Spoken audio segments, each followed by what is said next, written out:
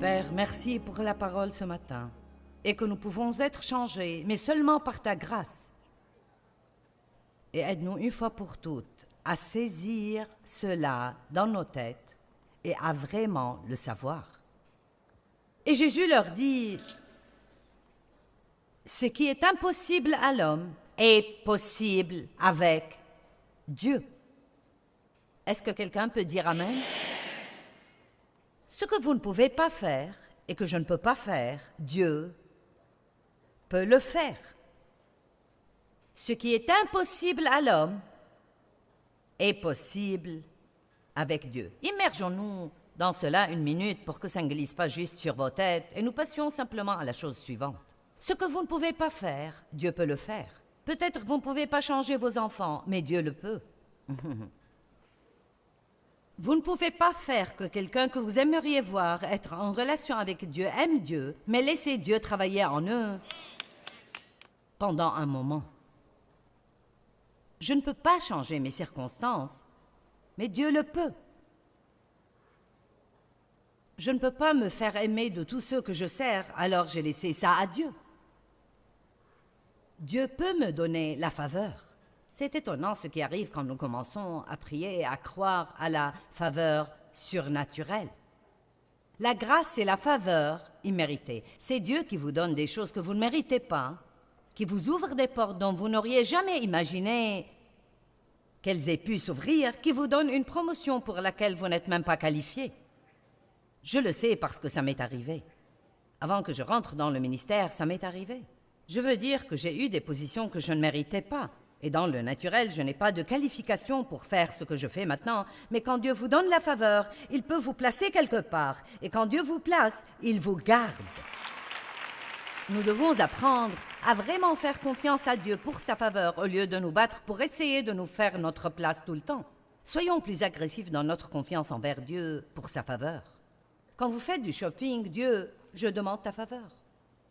Donne-moi des réductions dont je ne sais même pas qu'elles sont disponibles. Amen. Quand vous allez au restaurant, Dieu, donne-moi la faveur. Ça prend juste une minute. C'est une manière d'exprimer votre foi. Dieu, je te fais confiance pour faire pour moi ce que je ne peux pas faire. Pour moi-même. Je me souviens d'une femme à qui je parlais une fois et c'était si triste. Elle travaillait dans un magasin et j'en suis venue à lui demander recevez-vous un salaire ou travaillez-vous à la commission? Et elle a dit, non, nous sommes salariés. Et elle a dit, nous avons un quota à remplir. Et si nous ne le faisons pas, nous pouvons perdre notre travail. Et elle a dit, je suis un peu inquiète car les choses n'ont pas été très fortes pour moi. Et j'ai dit, pourquoi ne priez-vous pas pour que Dieu vous envoie des clients?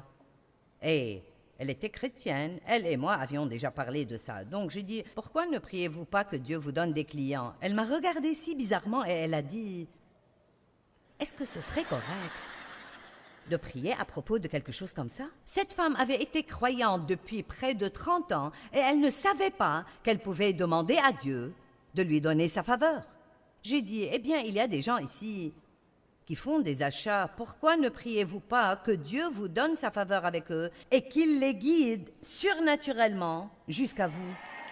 Vous n'avez pas parce que vous ne demandez pas. Vous pouvez demander à Dieu n'importe quoi, et s'il ne veut pas que vous l'ayez, il ne vous le donnera pas, donc ne vous inquiétez pas pour ça.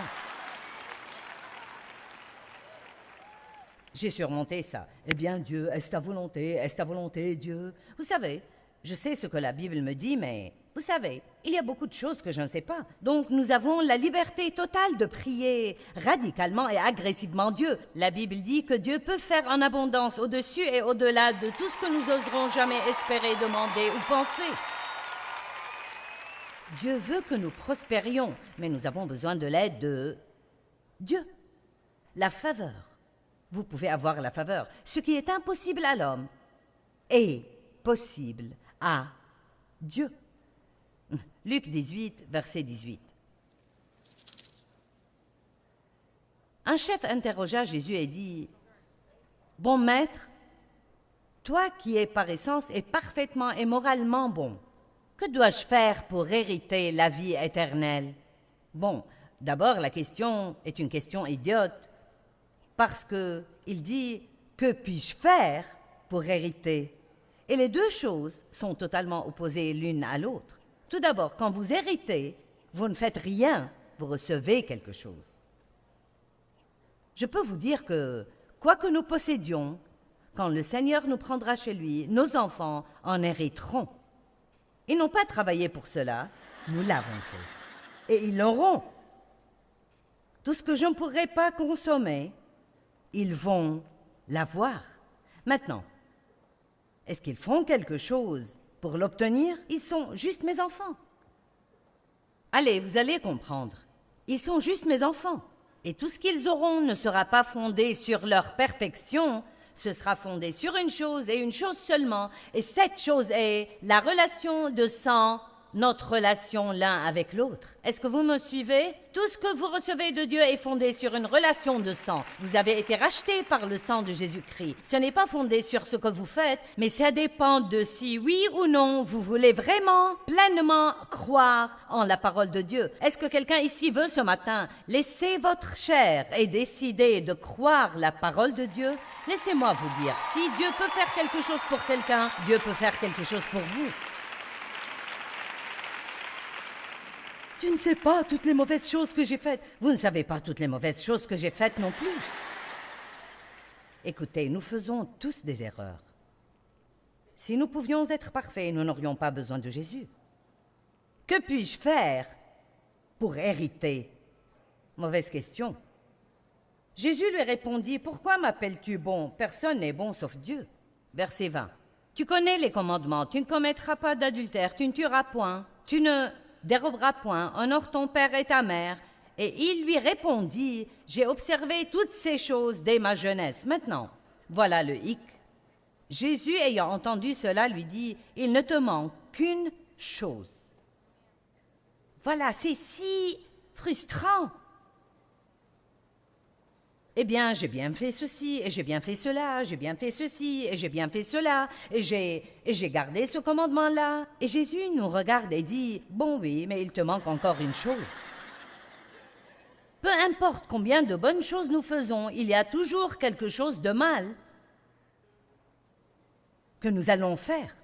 C'est tellement frustrant, à moins que nous apprenions à entrer dans le bon plan, qui est que Jésus est mort pour nous parce que nous avons des faiblesses dans notre chair et que nous ne pouvons d'aucune manière garder toute la loi et faire tout comme il faut et être parfaitement saint. Mais lui, maintenant, en ce moment, est en train d'intercéder devant le trône de Dieu pour vous et pour moi, pour que tout soit comme il faut.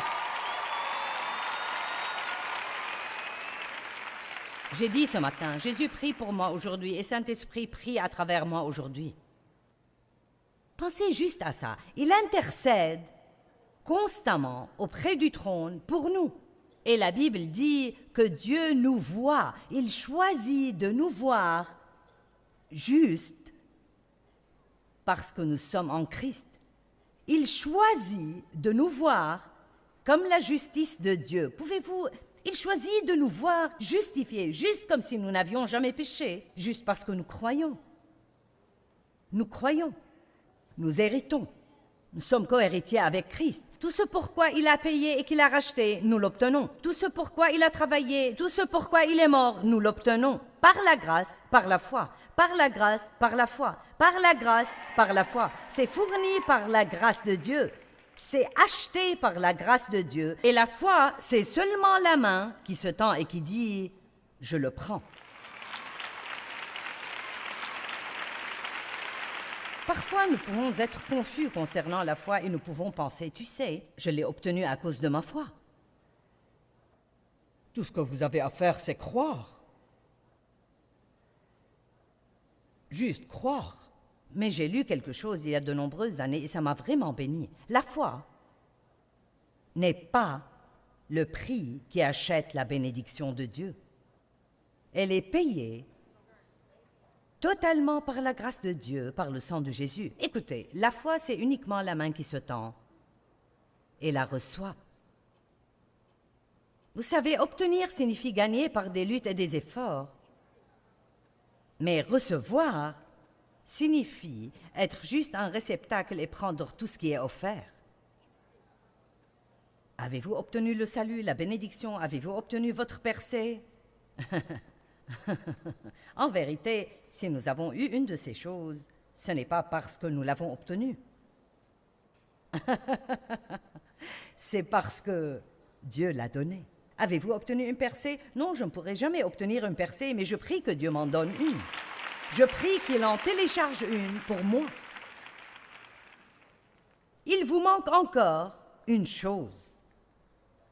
Par exemple, peut-être que vous priez 2 heures par jour et vous avez la capacité donnée par Dieu de mémoriser des chapitres entiers dans la Bible.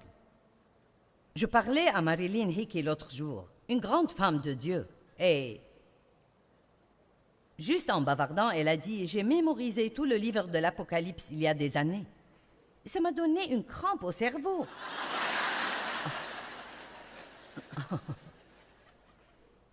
Et j'ai fait « Oh, tu as mémorisé tout le livre de l'Apocalypse ?» Il y a certains de ces livres dans la Bible où je dois toujours regarder la table des matières au début pour voir où ils se trouvent. Elle a mémorisé tout le livre de l'Apocalypse.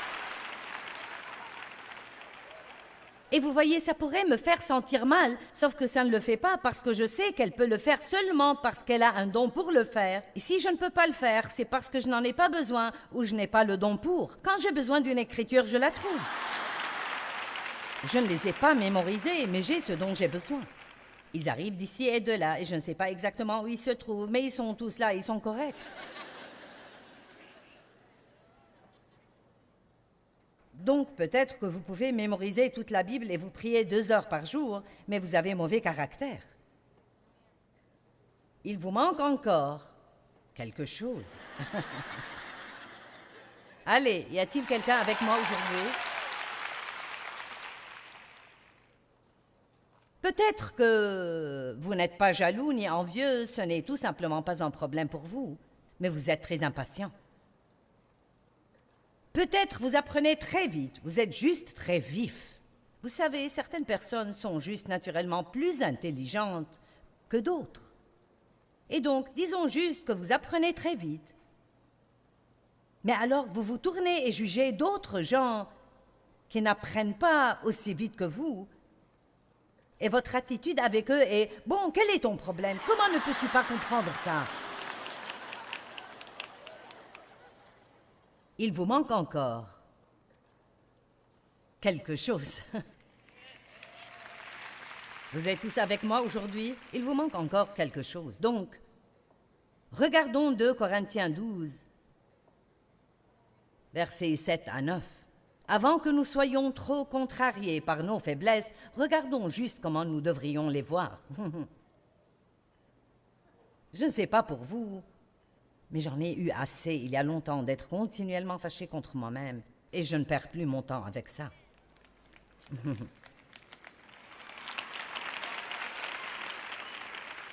Combien d'entre vous ne vous entendez pas très bien avec vous-même? Ça fait beaucoup de gens. Si vous ne vous aimez pas, vous êtes sur un chemin difficile. Je dis ça tout le temps. Partout où vous allez, vous êtes là. Vous savez, je suis devenue consciente il y a des années du fait que je ne peux pas me débarrasser de moi. Vous ne vous éloignez jamais de vous-même une seconde. Vous ne pouvez pas aller à la salle de bain sans vous. Vous ne pouvez pas vous doucher sans vous. Vous ne pouvez rien faire sans vous. Et sérieusement, si vous ne vous aimez pas, vous êtes tout le temps fâché contre vous-même. Et si quelqu'un faisait la paix avec soi-même aujourd'hui? 2 Corinthiens 12, verset 7. L'apôtre Paul. « Et afin que je ne sois pas enflé d'orgueil. » Rappelez-vous notre petit ballon hier soir que nous avons gonflé. Et comme le ballon, parfois nous sommes pleins d'air chaud et nous sommes si remplis de nous-mêmes. Et puis, rappelez-vous, j'ai lâché le ballon, il s'est envolé et s'est vidé. Et c'est ainsi que nous sommes. Nous disons, béni soit Dieu, je pourrais faire ceci. Oh oui, mais il y a encore cette chose. Afin que je ne sois pas enflé d'orgueil et trop exalté à cause des révélations si extraordinaires qui m'ont été données, Dieu utilisait Paul d'une manière étonnamment stupéfiante. Vraiment. Il a reçu, par révélation, il a écrit les 2 tiers du Nouveau Testament. Et donc, afin qu'il ne soit pas enflé d'orgueil, il m'a été mis une écharpe dans la chair, un messager de Satan destiné à me torturer et à me harceler pour m'empêcher d'être excessivement exalté. Donc, quelque chose le harcelait continuellement, le gênait tout le temps, que c'était une personne ou une faiblesse personnelle ou quelque chose dans son corps physique. Ce que c'était n'est pas important. Je pense que ce qui importe, c'est que c'était là. Et il semble que c'était un don de Dieu. C'était quelque chose que Dieu permettait dans sa vie. Dieu ne nous donne jamais rien de mal, mais parfois il va permettre certaines choses, car même si ça n'a pas de sens pour nous, ce sera en fin de compte mieux pour nous spirituellement. Vous voyez, c'est comme si chaque fois que j'ai un problème et que dès que je prie, Dieu m'en délivre surnaturellement, je penserais que ce serait magnifique. Mais vous savez quoi? Ce ne serait pas la meilleure chose pour moi spirituellement. Vous savez pourquoi? Parce que je n'aurais jamais à exercer ma foi. Ma patience ne grandirait jamais. Je n'apprendrai jamais comment avoir de la ténacité. Je laisserai tomber trop facilement. Donc Dieu ne me délivre pas sur le champ dans sa sagesse, parce qu'il y a des choses plus profondes qu'il veut que nous apprenions. Et nous sommes toujours concernés seulement par notre présent, notre confort immédiat, mais Dieu est plus concerné par les valeurs éternelles qu'il plante à l'intérieur de nous. Donc Paul voulait être débarrassé de cette contrariété, irritation, frustration, quoique c'est été, et nous en avons tous. Et Dieu a dit non. Maintenant, regardez. Joyce, s'il te plaît, ne me dis pas que je ne vais pas être débarrassée de cette chose qui me gêne. Eh bien, je le laisse juste entre vous et Dieu, je suis... Mais il m'a dit, bon, d'abord, verset 8, « 3 fois j'ai supplié le Seigneur et l'ai imploré à ce sujet et l'ai prié de l'éloigner de moi. » Je peux vous dire que j'ai prié plus que 3 fois pour certains de mes trucs. Et il m'a dit, « Ma grâce, ma faveur, bienveillance et miséricorde te suffit. C'est suffisant contre n'importe quel danger, et j'adore cette partie, et te permet de supporter vaillamment les problèmes. » En d'autres termes, arrête de t'en plaindre. Lève-toi comme un homme ou une femme de Dieu et dis, je ne m'attends pas à ce que tout dans ma vie soit parfait. J'ai la puissance du Saint-Esprit dans ma vie qui me permet de faire tout ce que j'ai besoin de faire et de le faire avec le sourire aux lèvres. Alléluia. Ma force et ma puissance sont rendues parfaites, accomplies et complètes et se manifestent plus efficacement dans ta faiblesse. Êtes-vous avec moi maintenant? Où la puissance de Dieu sera-t-elle à l'œuvre? Où va-t-elle se manifester s'il n'y a pas de faiblesse? Maintenant, je n'invite personne à avoir des faiblesses, mais je vous dis que si vous en avez, ce n'est pas la fin de tout, et Dieu vous aime toujours, et il va quand même travailler avec vous, car si nous n'avons jamais de raison d'avoir besoin de Jésus, nous allons arrêter d'avoir besoin de lui. Et c'était beaucoup plus important pour Paul de ne pas devenir orgueilleux et plein de lui-même que d'être délivré d'une faiblesse qu'il avait, quelle qu'elle ait été. Savez-vous que la chair peut s'approprier une quantité donnée de gloire et une quantité donnée de succès avant de tomber? Et pour être honnête, il est bon pour nous de temps en temps de ne pas faire ce qui est parfait et d'avoir à gérer le fait que nous ne sommes, après tout, que des gens comme tout le monde. Certains d'entre vous le comprennent, certains froncent les sourcils et baissent les yeux.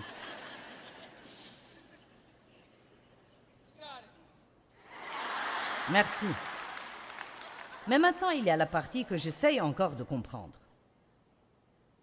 Ma grâce te suffit, ma grâce agit le plus dans ta faiblesse. Bon, Paul a vite compris le message. Paul a dit, la dernière partie, c'est pourquoi.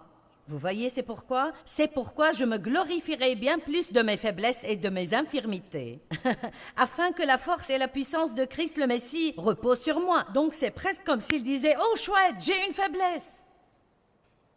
Je ne vais plus me battre avec ça. Je vais juste m'en glorifier, car ce n'est vraiment pas un problème après tout, parce que vous voyez, même si j'ai une faiblesse, si je m'appuie sur Dieu et j'insiste vraiment pour recevoir sa grâce vient et la remplit. Et il se peut que je sache que je l'ai, mais vous ne le saurez jamais. Donc vous pouvez toujours penser que je suis ce boulet de canon. Mais vous ne savez pas. Vous ne savez absolument pas. Dave et moi sommes des gens juste comme vous. Nous avons nos problèmes. Dave m'a dit ce matin, « Est-ce que tu aimes ma chemise et mon pantalon ?» J'ai dit, « J'aime le pantalon. »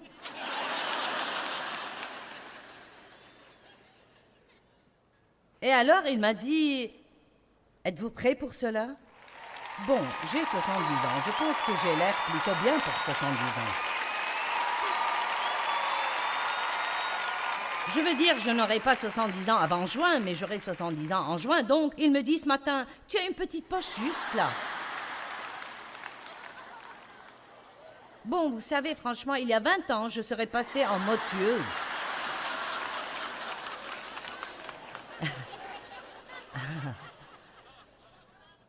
Mais vous savez quoi? J'ai pris le mode fort dans ma faiblesse.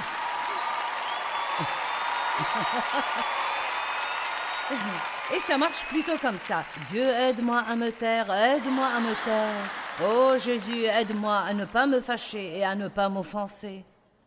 Je n'avais pas à passer par tout ça ce matin parce que j'ai déjà... Nous faisons ça tout le temps, mais vous savez, je dois faire cela par moment parce que nous avons des faiblesses. Donc me voici. Vous savez, j'ai ce ministère mondial et il y a notre conducteur de louanges qui a eu 5 Grammy Awards et toutes ces choses géniales que tout le monde fait. Et nous sommes juste des gens ordinaires. Des gens vraiment, vraiment normaux.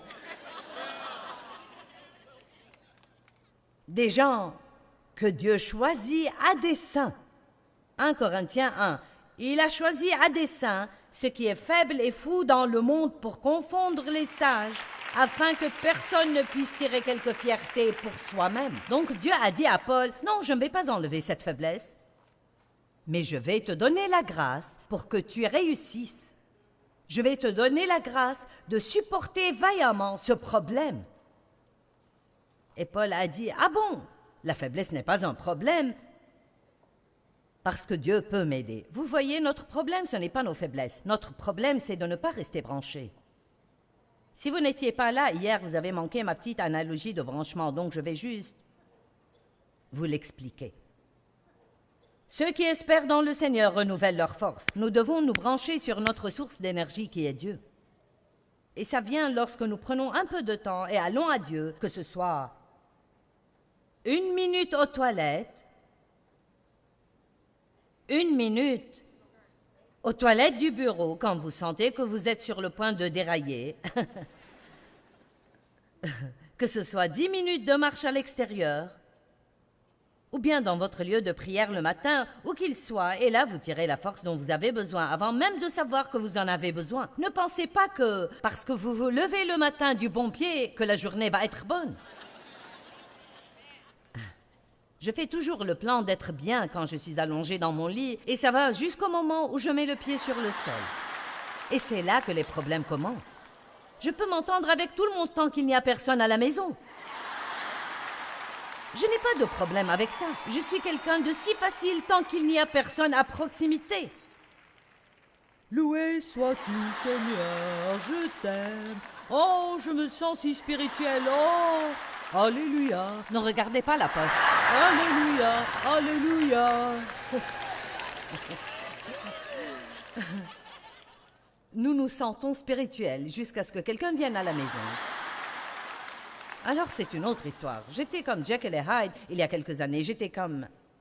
Je ne sais pas d'où venait ce monstre intérieur, mais dès que quelqu'un m'exaspérait ou m'irritait un peu, je devenais comme une autre créature. J'ai découvert un secret, vous savez. Vous ne vous sentirez plus aussi mal après avoir fait une bêtise si vous ne vous sentez pas si bien lorsque vous faites quelque chose de bon. Allons, disons-le encore. Vous ne vous sentirez plus aussi mal après avoir fait une bêtise si vous ne vous sentez pas si bien lorsque vous faites quelque chose de bon. Parce que la question, c'est que si je fais quelque chose de bon, c'est seulement Dieu qui fait le bien à travers moi. Et si je fais mal, alors seul Dieu peut s'en occuper. Donc j'ai appris à m'appeler moi-même une tout rien. Je suis tout en lui et rien sans lui. Simplement tout rien. Vous savez, la grâce de Dieu qui nous a sauvés est exactement la même grâce qui va nous changer et nous aider à grandir dans de nouvelles étapes de dévotion. Nous devrions tous désirer cela. Nous ne pouvons pas changer excepté par la grâce de Dieu. Apprenez comment recevoir la grâce de Dieu dans votre vie. Apprenez comment dépendre d'elle entièrement.